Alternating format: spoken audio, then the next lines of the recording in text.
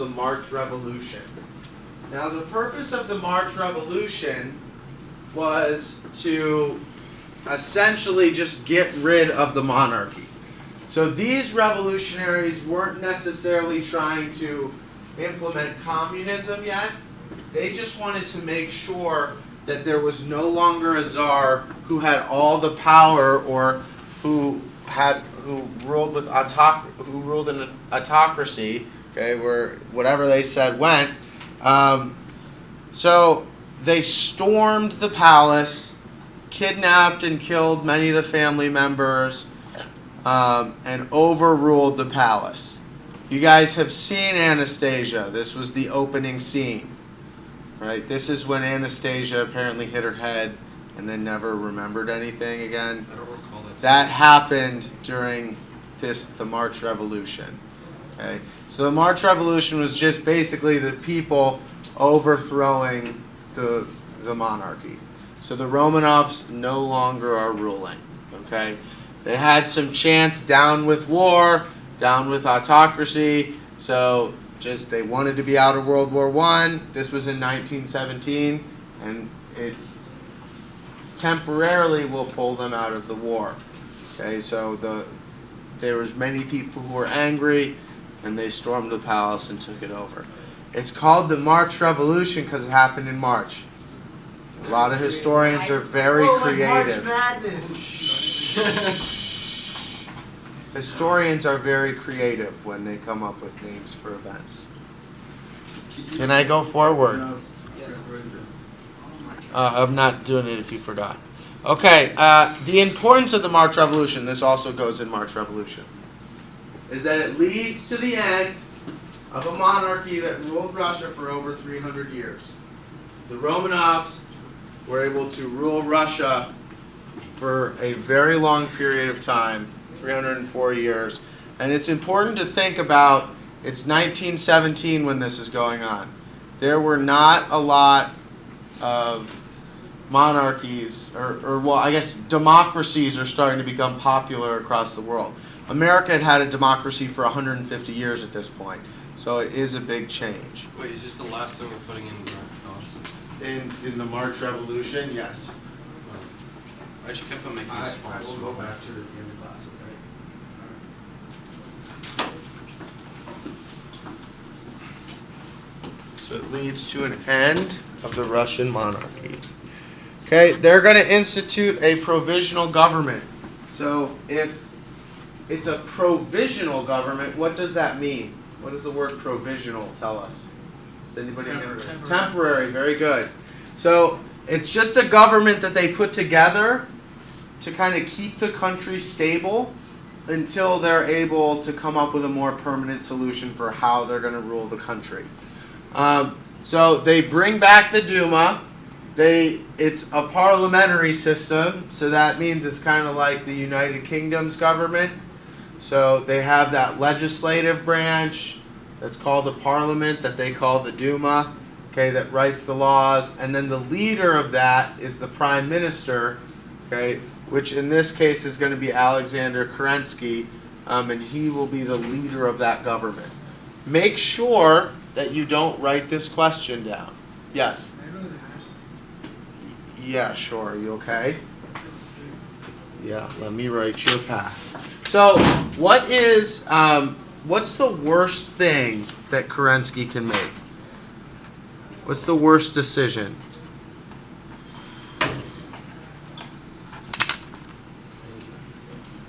What is something that would make the people very upset? Okay, if you made it a monarchy, what else? High taxes. High taxes. What else were they really upset about? Down with war. If he re-enters World War I. That's going to make people really mad. Well, he does it. Okay, so he keeps Russia in the war. So basically the people are going to lose a lot of support for him, and they're going to stop believing in the idea of democracy, right? Because they finally got this nice democracy where they have power, and that didn't really work too well, okay? Because one of the biggest things they wanted was to be out of World War I, and they're not out of it yet. So a lot of people are going to turn from supporting Kerensky and this idea of having a parliament or a Duma and having a democracy and moving towards communism. All right, that's when this group called the Soviets is formed, and they're going to be a communist group that is going to try to take over the government. How do communist governments form? According to Karl Marx, does anybody remember? There's no government. How? Overthrowing the government. All right, so first they need to overthrow the current government, okay? Then they can slowly implement things and make things change so that everybody's financially equal. That's kind of their goal, right? And that's what the Soviets are going to do. Okay, who was that leader of the Bolsheviks that they had before? Yeah. Vladimir Lenin. Okay, Vladimir Lenin. All right.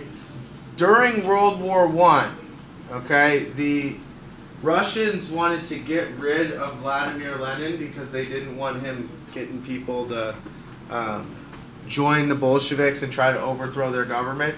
So he was kicked out of the country, okay? And then the Germans got control of him, all right, and he was in a German prison, all right? So he's going to come back in April 1917. How do you think he gets back to Russia? Does anybody remember from that movie we watched? Yeah. The Germans sent him back to take Russia out of the war. Okay, good. He was sent back by Germany, and the whole purpose that he was sent back was because the Germans knew that if he went back there, it would cause tension, all right, and it would destabilize them. All right, so if you have Vladimir Lenin in there leading the Bolsheviks or now the Soviets, all right, they would be able to maybe start a revolution and there would be a little tension that would be going on there. That's a pretty good idea because it worked. Right? The Germans wanted Russia out of World War I because it got rid of a whole front for them, right? So then they could focus on the Western Front. Yes? Didn't imposing communism in Russia eventually lead to like Germany's oppression after World War II, all the way up until the 90s? What do you mean? Oh, like when East and they... West. Yes. Yeah. So it's kind of like a double-edged sword. Yeah, in a lot of ways. But for what they wanted in the short term, it worked. Yeah. All right, Lenin is going to get to Russia, and he's going to, this is the last thing we're going to do today.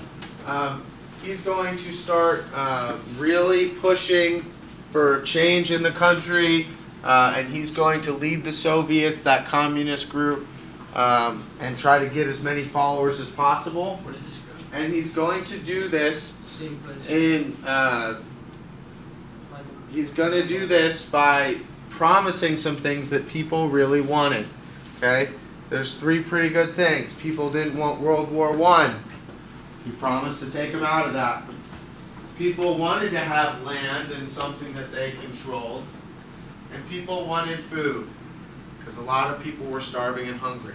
So, running on the slogan of peace, land, and bread, he's going to get a ton of support. His idea is they're just going to divide Russia up and give everybody a piece of land, so that this way everybody's equal financially. All right?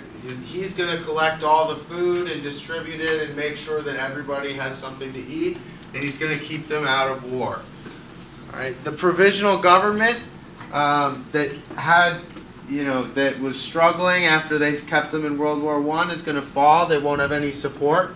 And the Bolsheviks, led by Lenin, is going to be able to gain power of the government. And this is going to be the start of the communist control of Russia. The Kerensky guy, who was the leader of the provisional government, is going to run away, and he will escape before the Bolsheviks can do anything to him. All right, so make sure you get all this down. I'll go back to a different slide.